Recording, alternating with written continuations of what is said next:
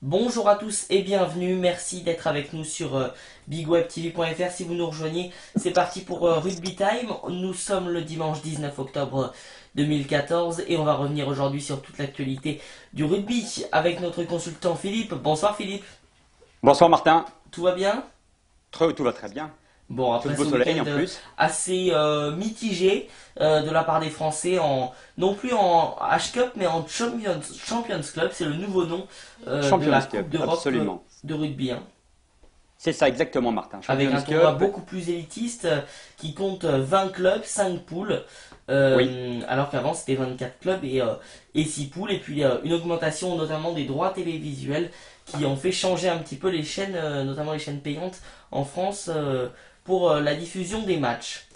absolument Martin. Et puisque les choses ont un petit peu changé au niveau du top 14, je rappelle simplement que sur la Champions Cup et sur la Challenge Cup, donc au niveau de l'Europe, le bonus Ouais. offensif, c'est 4 essais marqués, quel que soit le résultat final. À partir du moment où une équipe obtient 4 essais, elle prend obligatoirement le bonus offensif. Et le bonus défensif est à 7 points. On rappelle à Martin le top 14, le bonus défensif maintenant est à 5 points. Donc en Coupe d'Europe, on est bien toujours à 7 points. Et le bonus offensif en top 14, c'est 3 essais d'écart. Alors que là, c'est le premier qui arrive à 4, ou même si deux équipes arrivent à 4 essais, un point de bonus offensif chacun. Voilà cette règle qui est un petit peu différente entre l'Europe et notre championnat national. Oui, c'est important de le rappeler parce que ça se complique un petit peu maintenant avec toutes ces nouvelles règles. Donc voilà pour la base. On va tout de suite revenir sur les résultats de cette Champions Club, à commencer par la poule numéro 1, logiquement. Et le premier match, c'était Sale qui jouait face au Munster et la victoire du Munster 27-26, Philippe. Oui, très très importante victoire du Munster qui se positionne dans cette poule comme, comme un futur potentiel numéro un, car là aussi, je vous le rappelle Martin, vous l'avez dit, c'est 5 poules. Donc bien sûr, les 5 premiers seront qualifiés et 3 meilleurs deuxièmes pour faire les quarts de finale. Donc il faut être soit premier, soit meilleur deuxième. Et cette première poule est très très très compliquée. Donc pour le Munster, une victoire essentielle à l'extérieur, même si le bonus défensif est acquis pour les Anglais, que le bonus offensif n'a pas été acquis pour le Munster, mais ces 4 points sont très très très précieux, Martin, et très très très bonne opération pour les Munstermen. Les Saracens qui jouaient face à Cocorico, bah, tiens, un Français, Clermont, et c'est la défaite 30-23. C'est dommage, hein, parce qu'il y avait la place. Oui, oui, il y avait la place, mais j'ai envie de dire qu'hélas, je pense que Clermont est comme d'habitude retombé dans ces travers de savoir à un moment donné tuer le match. Et alors, j'ai lu pas mal de choses, effectivement. Alors, bien évidemment, on se plaint à nouveau de l'arbitrage, mais enfin, Clermont n'est pas novice. Ça fait maintenant plusieurs années qu'il est en Coupe d'Europe. Il sait comment se passe l'arbitrage de ces Coupes d'Europe. On sait parfaitement que quand on est arbitré par des arbitres celtes, en plus, les décisions sont quelque peu étranges. C'est évident. Mais c'est comme ça. Mais je vais dire, c'est pareil pour tout le monde. Et le problème de Clermont, ça serait un peu réducteur de dire c'est à cause de l'arbitre. Je pense que c'est plutôt encore une fois à cause de Clermont qui n'a pas su prendre les points quand il le fallait. On fait quand même aussi en défense quelques erreurs grossières à ce niveau-là. Je veux dire, ça pardonne pas. Et moi je dis c'est une mauvaise opération pour Clermont, car même s'ils ont pris le bonus défensif, ils laissent le bonus offensif aux Saracens qui ont marqué donc, ces fameux 4 essais. Ça va être extrêmement difficile pour Clermont. Je pense que dès le premier match, et on sait qu'il n'y a que 6 matchs, dès le premier match, Clermont vient d'y laisser pas mal de plumes. Je pense que le premier de la poule, voire le second de la poule, ça sera plutôt pour moi Saracens et Munster. Je crois que les Auvergnats sont un peu trop justes cette année pour bien figurer au niveau de l'Europe. Alors justement, donc au classement, les Saracens sont premiers avec 5 points, le Munster second avec 4 points, et puis donc Sale et Clermont 1 point pour le moment. La poule numéro 2 a commencé par Harlequins qui jouait face à Castres vendredi soir. Et là, Castres a bien perdu, 25-9. Un petit peu comme Clermont. Et c'est assez intéressant d'ailleurs, Martin, on verra pendant tous ces résultats là que vous allez nous évoquer. que finalement on voit à peu près le niveau des équipes françaises. Et vous vous rappelez, la semaine dernière, je vous avais dit que ce serait très très instructif cette Coupe d'Europe pour voir un peu où on se situe. Et il n'y a pas beaucoup de surprises. Après Clermont, on voit que Castres n'est pas au mieux, hein, faut être, on va le dire comme ça, n'est pas vraiment bien. Cette victoire, elle est tout à fait logique. Cette défaite, pardon, elle est tout à fait logique. J'aurais préféré pour nos amis castres que ce soit une victoire, mais cette défaite est tout à fait logique. Ils ont été dominés de bout en bout. Ils ont résisté, hein, malgré tout, puisqu'ils ont même fait une première mi-temps courageuse. Mais là, très clairement, ils n'ont pas les moyens de rivaliser avec des équipes comme les Harlequins. Et quand on sait que dans cette poule, il y a aussi les Wasps et le Leinster, tout comme Clermont, je pense que Castres va vite se reconcentrer sur le championnat national par rapport à cette Coupe d'Europe. Et puis alors donc le Leinster joue face à Wasps c'est en ce moment.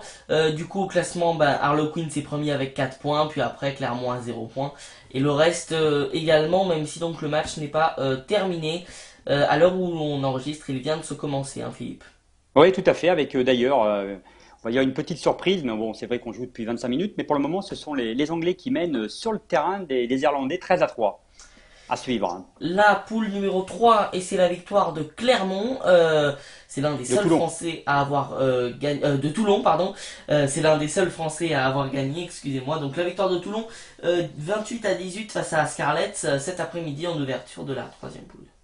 Bon, l'essentiel est fait, hein. Alors c'est vrai on attend tellement de Toulon qu'on aurait préféré les voir mettre 4 essais, atomiser cette équipe des Scarlets, mais il faut quand même Relativiser tout ça. ramener, relativiser tout ça, ramener les choses à leur place. Toulon est déjà une très très belle machine, mais elle va pas pouvoir non plus exploser toutes les équipes qui vont venir jouer à Mayol ou même aller mettre une pilée à toutes les équipes à l'extérieur. Donc ils ont fait le job, les Toulonnais, ils l'ont plutôt bien fait. C'est vrai qu'on aurait espéré un petit quatrième essai pour le bonus offensif, mais ça y est, ils commencent à mettre leur empreinte sur cette Coupe d'Europe. Puis vous vous rappelez, hein, Martin, Toulon fait jamais des poules exceptionnelles. C'est à C'est partir après. d'écarts qui se révèlent impressionnants, absolument. Et je pense que on peut être tout à fait tranquille quant à l'avenir de Toulon dans cette Coupe d'Europe. Mais encore une fois, je le répète, 4 points acquis et c'était l'essentiel aujourd'hui pour les Toulonnais. Bravo. Victoire du Leicester face à l'Ulster 25-18. Et alors, très très belle victoire du Leicester parce que pour moi, l'Ulster fait encore figure du plus redoutable adversaire irlandais avec le Munster.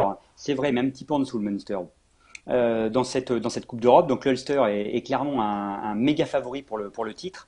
Mais jouer chez les Leicester Men, si je peux dire, ces Anglais du Leicester, ça se révèle toujours très très compliqué.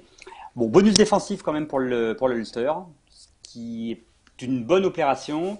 Leicester, pareil, tout comme Toulon, n'a pas marqué de bonus offensif. C'est plutôt une bonne nouvelle quand même, là aussi pour Toulon, d'avoir l'Ulster, qui pour moi est le plus gros morceau, le plus gros client pour Toulon, perdant au Leicester. C'est plutôt un bon résultat quelque part.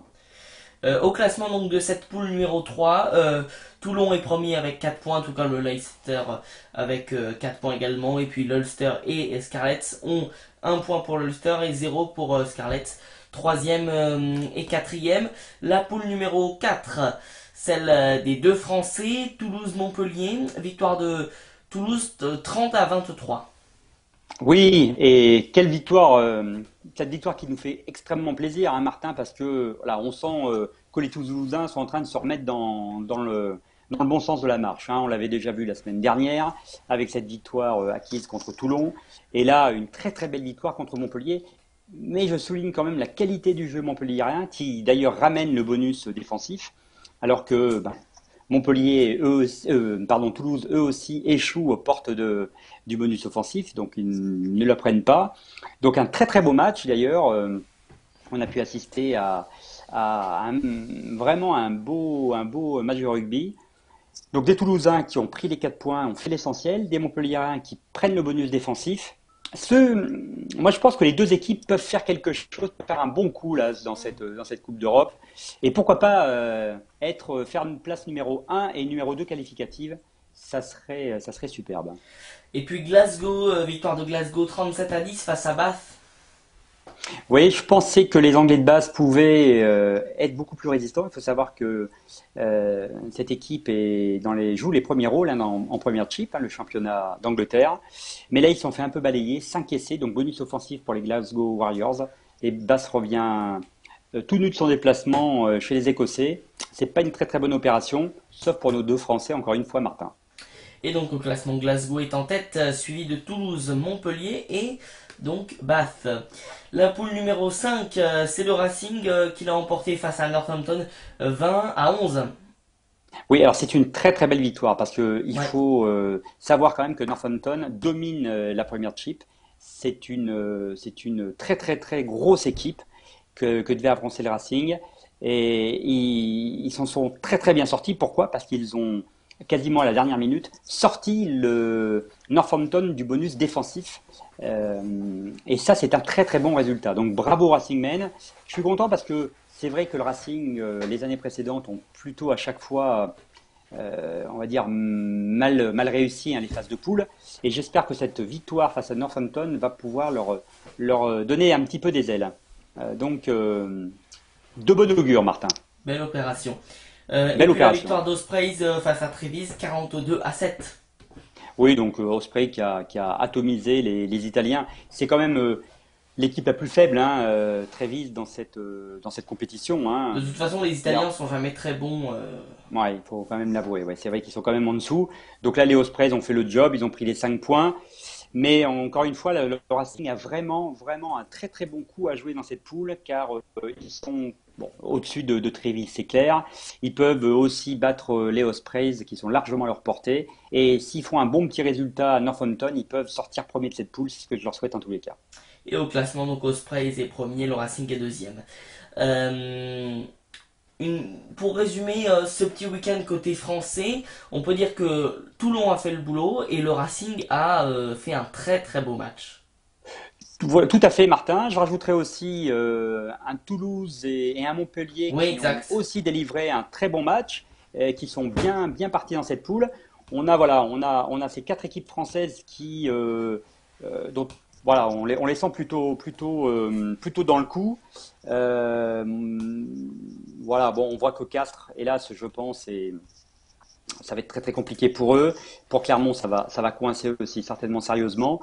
Donc j'espère, Martin, que sur les six équipes françaises, il y aura au moins deux ou trois équipes, j'espère quand même trois équipes, qui sortiront de ces qualifs et seront qualifiées pour les quarts de finale avec bien évidemment un gros satisfecit à nos amis toulonnais.